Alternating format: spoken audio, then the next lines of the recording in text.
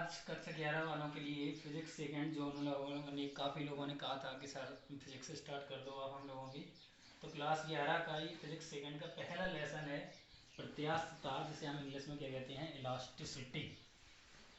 इसमें सबसे पहले टॉपिक आता है विरूपक बल। विरूपक बल इंग्लिश में क्या कहते हैं हम इसे, डिफॉर्मिंग फोर्स। परिभाषा बिल्कुल सरल है।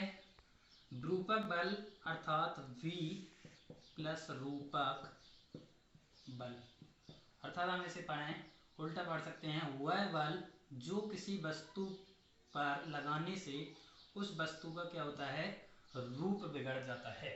अर्थात हम कह सकते हैं कि वह बल जो किसी वस्तु का रूप बदल दे क्या कहलाता है, विरूपक बल। इंग्लिश में भी वैसे भी कह सकते हैं डिफॉर्मिंग फोर्स, अर्थात डी माना होता है बिगड़ना और फॉर्म माना फॉर्म। अर्थात यदि हम किसी बल को यदि किसी फोर्स को लगाएं और उसकी फॉर्म बदल जाए, अर्थात फॉर्म बिगड़ जाए, तो उसे हम क्या कहते हैं, डिफॉर्मिंग फोर्स। अर्थात विरूपक बल वह बल होता है जो किसी वस्तु पर लगाने पर उस वस्तु का क्या क्या चेंज हो जाता है, रूप चेंज हो जाता है। वस्तु का रूप चेंज होने का अर्थ क्या है, या तो उसका आकार चेंज या फिर उसकी आकृति चेंज,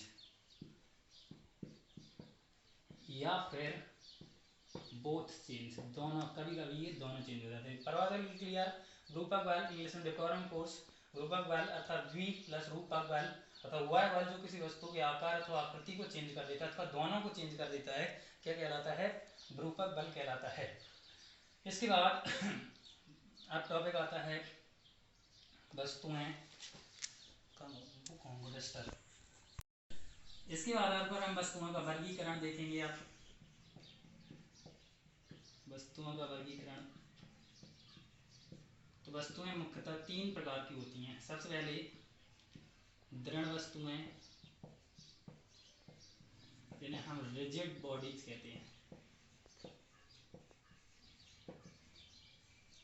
दृढ़ वस्तुएं क्या होती हैं, वे वस्तुएं जिन पर बल लगाने से उन वस्तुओं की आकृति अथवा आकार में कोई परिवर्तन नहीं होता, वो क्या कहलाती हैं, दृढ़ वस्तुएं कहलाती हैं। जैसे लोहा है, ईंट है, हाथी दांत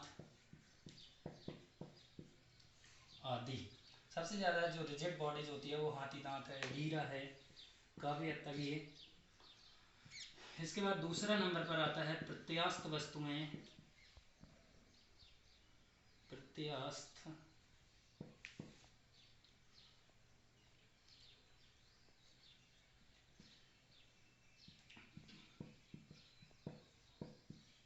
इन्हीं को इंग्लिश में इलास्टिक बॉडीज भी कहते हैं। तीसरा होता है अप्रत्यास्थ,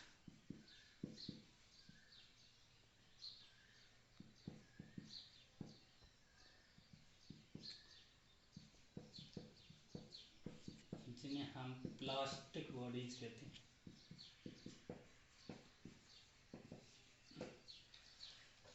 परिभाषा बिल्कुल सरल। नंबर एक, दृढ़ वस्तुएं। दृढ़ वस्तु क्या होते हैं, वे वस्तुएं जिन पर बल लगाने से उन वस्तुओं की आकृति अथवा आकार में कोई परिवर्तन नहीं होता है। जैसे कि लोहा है, ईंट है, हाथी दांत है। सबसे ज्यादा हाथी दांत ही कठोर। इसके बाद नंबर दो पर आती है प्रत्यास्थ वस्तुएं, इलास्टिक बॉडी। तो प्रत्यास्थ वस्तुएं क्या होती हैं एक्चुअली, कि जब हम किसी वस्तु पर बल लगाएं, जैसे इस पर बल लगाया हमने या बल लगाया, तो इस वस्तु की आकृति परिवर्तित हो जाती है, आकार परिवर्तित हो जाता है, और जैसे ही हम इस बल को हटा लेते हैं वस्तु अपनी पूर्व अवस्था में वापस लौट आती है। जैसे कोई रबड़, साइकिल जो होती है उसमें पीछे जो बांधने के लिए जो रबड़ यूज की जाती है, तो रबड़ आपने देखा होगा कि रबड़ पर अगर हम बल लगाएं तो उसकी आकृति बदल जाती है, और जैसे ही बल हटा लिया जाता है वस्तु अपनी रबड़ अर्थात रबड़ पूर्व अवस्था में आ जाती है। इस ऐसी वस्तुओं को हम क्या कहते हैं, प्रत्यास्थ वस्तुएं कहते हैं। इन्हें इंग्लिश में इलास्टिक बॉडीज भी कहा जाता है। तीसरे नंबर की होती है प्रत्यास्थ वस्तुएं, जिन्हें हम प्लास्टिक बॉडीज कहते हैं। प्लास्टिक बॉडीज क्या होती हैं, वे वस्तुएं जिन पर ध्रुवक बल लगाने से उनकी आकृति तो बदल जाती है लेकिन वो अपनी अवस्था को पुनः प्राप्त नहीं कर पाती, अर्थात अगर उनसे बल हटा लिया जाए तो वो अपनी पूर्व अवस्था में नहीं आती हैं। जैसे अगर गीली मिट्टी को देखा जाए, गीली मिट्टी या मोम, मोम पर अगर हम बल लगाएं तो उसकी आकृति बदल जाती है, वो हमेशा के लिए। इसके बाद हम आपको आगे वीडियो में बताएंगे। पिछले क्लास में हम आपको वस्तुओं का वर्गीकरण बता चुके थे वस्तुओं का। इसके बाद आपका टॉपिक क्या होता है, प्रत्यास्थता।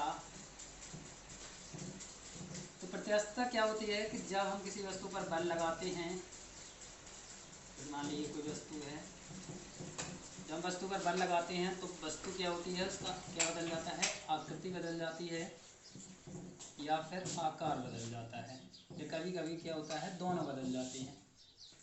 और जैसे ही हम बल हटा लेते हैं, वस्तु क्या करती है, अपनी पूर्व अवस्था को प्राप्त कर लेती है। इसी गुण को हम क्या कहते हैं, प्रत्यास्थता कहते हैं। और ऐसी वस्तुओं को हम क्या कहते हैं, प्रत्यास्थ वस्तुएं। जैसे उदाहरण के लिए हमने आपको रबर बताया था कि जब रबर पर बल लगाते हैं तो कहीं ना कहीं रबर क्या होती है, जैसे स्प्रिंग है, मान लिया ये स्प्रिंग है, तो इसकी नेचुरल क्या है, इस प्रकार से जहाँ इसका फोर्स लगाते हैं तो ये इस प्रकार से तन जाती है, और जैसे ये फोर्स हटा लिया जाता है तो ये पूर्व अवस्था में अपनी वापस लौट आती है। इसी गुण को हम क्या कहते हैं, प्रत्यास्थता कहते हैं। इसके बाद अगला टॉपिक आता है प्रत्यास्थता की सीमा, लिमिट ऑफ इलास्टिसिटी। तो हमने ये बता चुके थे कि जैसे प्रत्यास्थता की सीमा क्या होता है कि एक्चुअली में कि हर एक चीज़ की मतलब एक बॉर्डर होता है, लिमिट होता है। अगर हम उस लिमिट को पार करें तो कहीं ना कहीं ये हमारे लिए नुकसानदायक होता है।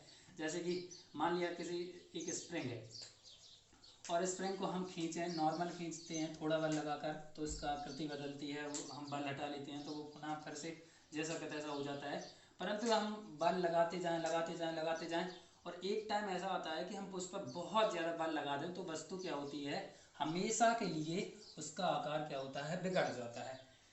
अतः हम कह सकते हैं कि वो जब वो बिगड़ जाता है तो वो पूर्व अवस्था में नहीं आ पाती है, और जब पूर्व अवस्था में नहीं आ पाती है तो हम ये कहते हैं कि उसके अंदर से प्रत्यास्थता का गुण क्या हो गया है, समाप्त हो जाता है। और जब प्रत्यास्थता का गुण समाप्त हो जाता है तो हम कह सकते हैं कि बल को हम इतना लगाएं कि उसके अंदर प्रत्यास्थता का गुण बना रहे, जिस सीमा तक बना रहता है उसी सीमा को हम क्या कहते हैं, प्रत्यास्थता की सीमा कहते हैं।